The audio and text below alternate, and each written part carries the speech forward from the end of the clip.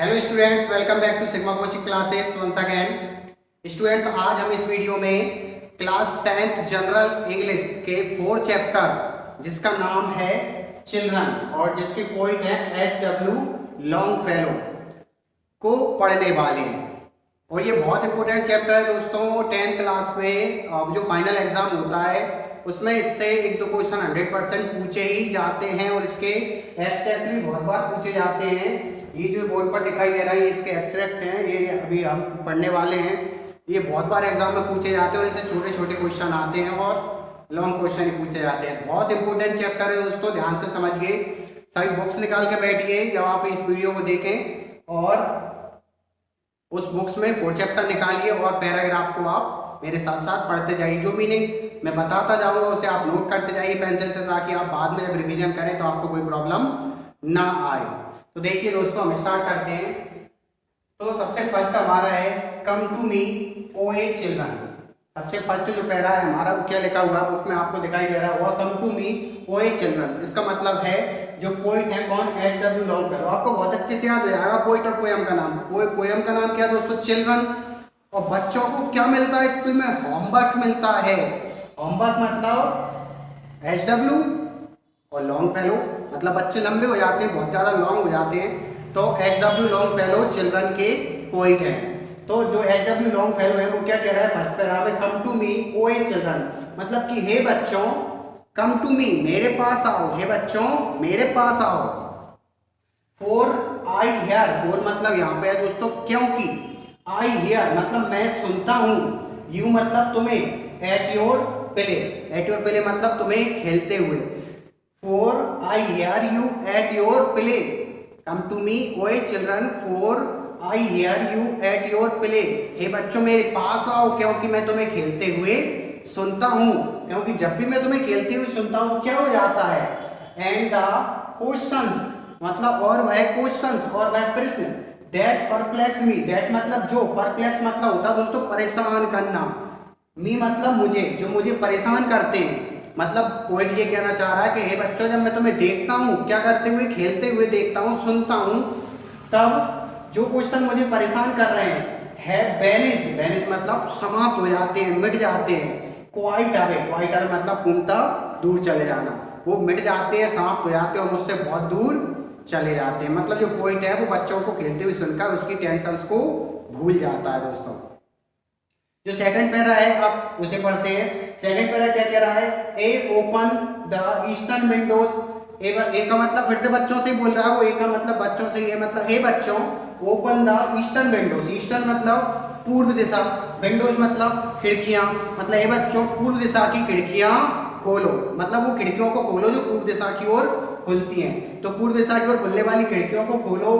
That look towards the sun, that मतलब जो, look मतलब देखती हैं, टूवर्ड्स मतलब की तरफ, की ओर, सन मतलब सूर्य, जो सूर्य की ओर देखती हैं, जो सूर्य की तरफ देखती हैं, उन खिड़कियों को खोलो जो पूर्व दिशा में खुलती हैं। और क्या है वहां पे, where thoughts are singing swallows, where मतलब जहां पर, मतलब कि पूर्व दिशा की बात चल रही है, जहां पर थॉट्स मतलब विचार, आर सिंगिंग, सिंगिंग मतलब गा रहे हैं, गुनगुना रहे हैं, स्वेलोज मतलब, स्वेलो मतलब एक पक्षी होता है, इसे हम हंस भी कह सकते हैं। तो पोइट ये कहना चाह रहा है कि हे बच्चों पूर्व दिशा की खिड़कियों को खोलो जहां पर जो विचार हैं वो सिंगिंग स्वेलोस मतलब कि पक्षियों के जैसे गुनगुना रहे हैं, यहाँ पे विचार पक्षियों जैसे गुनगुना रहे हैं। और क्या हो रहा है, and the brooks of morning run, और क्या हो रहा है पूर्व दिशा में, एंड द ब्रुक्स, ब्रुक्स मतलब होता है छोटी छोटी नदियां, नदियां ऐसी नहीं होती, वो तो मैं बता रहा हूँ आपको, छोटी छोटी नदियां, ब्रुक्स मतलब छोटी छोटी नदियां, of morning run, morning run मतलब सुबह सुबह जब छोटी छोटी नदियां बहती हैं,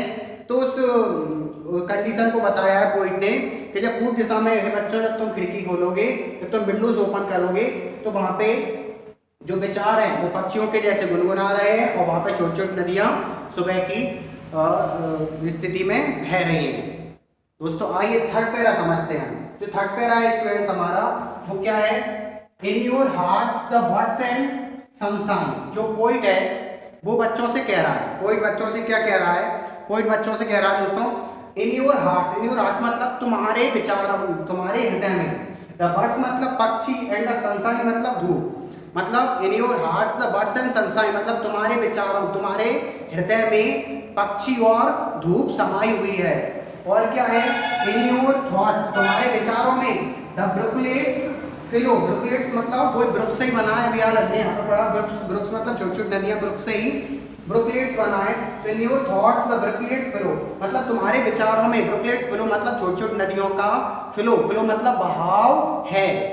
और व्हाट इन माइंड मतलब परंतु मेरे हृदय में is the bind of autumn, bind of autumn का मतलब होता है दोस्तों पतझड़ का मौसम, बाइंड ऑफ ऑटम मतलब पतझड़ का मौसम। What in mind is the bind of autumn, परंतु मेरे विचारों में पतझड़ का मौसम है, यहाँ पे पत्ते गिर रहे हैं।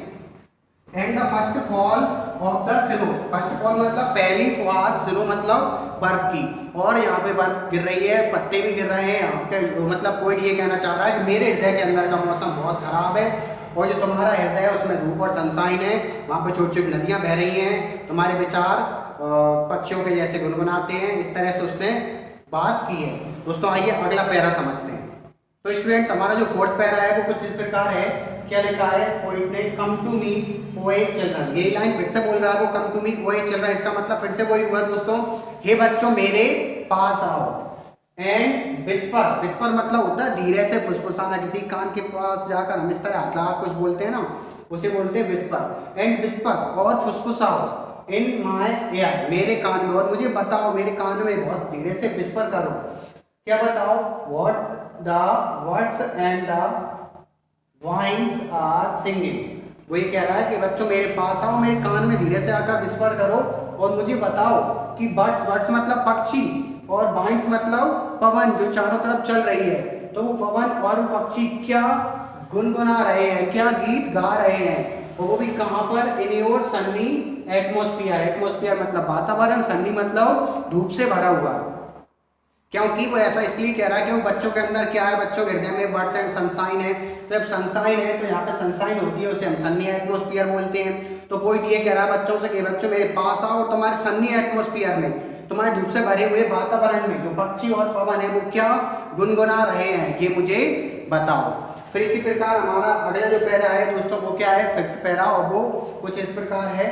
सबसे पहले क्या लिखा है, for what are all our contributions, for what are all our contributions, contributions मतलब होता दोस्तों सोच समझकर बनाई गई योजनाएं, तो ऑल आवर कंट्रीब्यूशंस हमारी सभी योजनाएं, and the wisdom of our books, books मतलब किताबें, सबको पता, विजडम मतलब होता है ज्ञान, बुद्धिमत्ता, and the wisdom of our books, और हमारी किताबों का ज्ञान। दो चीजें हुई दोस्तों, एक तो हमारी सभी की सभी योजनाएं और एक हमारी किताबों का संपूर्ण ज्ञान। When compared with your cases, cases मतलब होता है स्मूथ टच, स्मूथ टच मतलब कोमल स्पर्श। When compared, when मतलब जब, compare मतलब तुलना की जाती है, with your cases तुम्हारे स्मूथ टच से, तुम्हारे कोमल स्पर्श से, and the gladness of your looks, gladness मतलब होता है खुशी, प्रसन्नता, of your looks मतलब तुम्हारे व्यक्तित्व, मतलब तुम्हारे दिखावे के साथ, तुम्हारे लुक के साथ, तुम्हारे लुक की ग्लैडनेस और तुम्हारी केयरसेस के साथ, मतलब पॉइंट ये कह रहा है कि जब बच्चों की केयरसेस और उनकी ग्लैडनेस के साथ हमारी किताबों के संपूर्ण ज्ञान और हमारी संपूर्ण योजनाओं की तुलना की जाती है तो वो कुछ भी नहीं है। मतलब हमारी जितना भी ज्ञान हमारी बुक्स में और हमारी जितनी भी योजना है बच्चों के केयरसेस और उनकी ग्लैडनेस के आगे कुछ भी नहीं है। लास्ट जो पैरा है दोस्तों हमारा सिक्स्थ पैरा, वो कुछ इस प्रकार है। फिर से पॉइंट क्या है, ye are better than all the ballads. Ballads का मतलब होता है दोस्तों एक कोई पोयम या स्टोरी, कोई पोयम या स्टोरी मतलब कोई कविता या कहानी। ए मतलब फिर से तुम, मतलब बच्चों की बात चल रही है। ए आर बेटर मतलब ye are better than all the ballads मतलब कि तुम सभी कविताओं और कहानियों से बेटर हो, ज्यादा बेहतर हो। That ever were sung or said, that मतलब जो, ever were sung, sung मतलब कभी गाई गई है, ever said और बोली गई है मतलब कही गई है, मतलब वो कविताएं वो कहानियां जो कभी गाई गई हैं या कभी किसी के द्वारा कही गई हैं उन सबसे ज्यादा बेहतर हो कौन, तुम मतलब कौन, बच्चे और मन के सच्चे। अगली लाइन है 4 AR लिविंग पोएम्स। फोर मतलब क्योंकि ए मतलब तुम, लिविंग पोएम्स मतलब जीती जागती कविताएं, क्योंकि तुम क्या हो, जीती जागती कविताएं हो। And all the rest are dead, rest मतलब होता है बाकी का बचा हुआ, एंड ऑल द रेस्ट और बाकी का सब कुछ, आर डेड बिल्कुल मृत है, मरे हुए के समान है, मतलब जो भी है वो सब कुछ बच्चे ही हैं, और बच्चों के अलावा जो भी इस दुनिया में वो कुछ भी काम का नहीं है, ऐसा ये पोइट कहना चाहता है। तो दोस्तों मुझे आशा है कि आपको ये पोएम बहुत अच्छी लगी होगी। अगर आपको अच्छी लगी है तो एक लाइक तो आप कर ही सकते हैं। और वो जो मैं सब हर बार वीडियो में बोलता हूँ आपसे कि अगर आप नए स्टूडेंट हैं तो आप इधर जो सब्सक्राइब लिखा हुआ है उसे सब्सक्राइब जरूर करें। और इसके पहले भी हमने फर्स्ट चैप्टर की पोएम की वीडियो बनाई थी, वो आपको इधर ही एक आपको इस तरह का साइन दिख रहा होगा, इस तरह का एक साइन दिख रहा होगा, तो आप उस पर जब क्लिक कर देंगे तो आपको डिस्क्रिप्शन मिल जाएगा, और डिस्क्रिप्शन में आपको इसके फर्स्ट चैप्टर की वीडियो भी मिल जाएगी, उसके क्वेश्चन आंसर ही मिल जाएंगे। और इसी प्रकार हमारी वीडियोस को देखते रहिए दोस्तों, चैनल पर बने रहिए। धन्यवाद।